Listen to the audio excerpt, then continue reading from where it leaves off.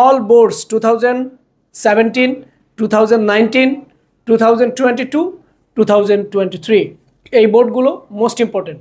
এখান থেকে কমন আসবে ইনশাল্লাহ, আর না আসলে তোমরা এই আঙ্গিকে লিখতে পারবে, এটা সলভ করবে। তো answer to the question number 6 দিয়ে এইভাবে একটা বক্স তৈরি করবে। এই বক্স তৈরি করে বক্সের উপরে লিখবে 1 2 3 4 5 6 7 8 9 10। উপরে কিন্তু 1 থেকে 10 পর্যন্ত লিখতে হবে। তোমরা অনেকে করো কি নিচে লেখো, এটা করবে না। এখন তোমাদের প্যাসেজে এ থেকে জে পর্যন্ত অথবা রোমান সংখ্যা থাকতে পারে। তো এই রিঅ্যারেঞ্জমেন্টের প্রথম যে সেন্টেন্সটা হবে, ধরো যে প্রথম সেন্টেন্সটা ওয়ান্স আপন এ টাইম দেওয়া আছে এবং ওটা জে নাম্বারে দেওয়া আছে, তাহলে এখানে তোমরা লিখবা জে নাম্বার। দ্বিতীয় সেন্টেন্সটা মনে করো ই নাম্বারে দেওয়া আছে, তাহলে আমরা লিখবো এখানে ই নাম্বার।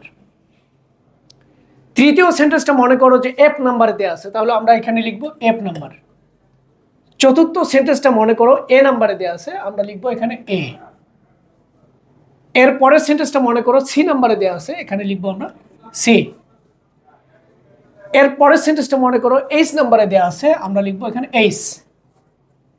এইভাবে প্রথম থেকে অর্থাৎ এ থেকে জে পর্যন্ত আমরা 1 থেকে 10 এর মধ্যে লিখব। এইখানে 10টাই পূরণ করবে। 10টা পূরণ করার পরে এই 10টার সেন্টেন্স সাজিয়ে লেখার কোনো প্রয়োজন নাই। এইচএসসি পরীক্ষায় শুধু বক্সটা দিলেই ফুল মার্কস পাবে।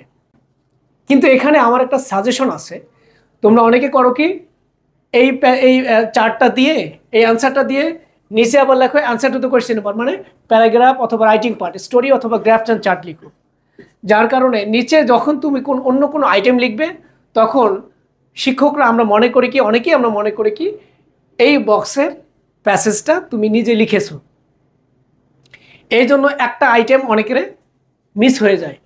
আমরা এই জন্য আমি তোমাদেরকে সাজেশন দিচ্ছি, সেটা হচ্ছে এখানে তোমরা লিখলা ওয়ান্স আপন এ টাইম, ওয়ান্স আপন আ টাইম, ওয়ান্স আপন আ টাইম। এইভাবে প্রথম সেন্টেন্স দ্বিতীয় সেন্টেন্স লিখে মাঝখানে ডট ডট ডট ডট দিয়ে লাস্টের সেন্টেন্সটা লিখে ফুল স্টপ, 1 পেজ শেষ।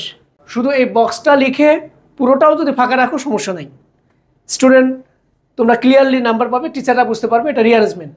আর যদি প্যাসেজটা এইভাবে 2-3টা সেন্টেন্স লিখে ডট ডট ডট ডট দিয়ে লাস্টের 2টা সেন্টেন্স দিয়ে পুরো পেজটা ফাঁকা রাখো, তারপরেও হবে। কিন্তু এই বক্সটার নিচে স্টোরি, গ্রাফস অ্যান্ড চার্ট অথবা লেটার এটা লেখার কোনো দরকার নেই। আশা করি পার্ট এর পুরো যতগুলো আইটেম আছে সবগুলো আমি দিলাম। পার্ট বি রাইটিং পার্ট দেখার জন্য নেক্সট ভিডিও পাওয়ার জন্য লাইক কমেন্ট শেয়ার দিয়ে পাশে থাকবে।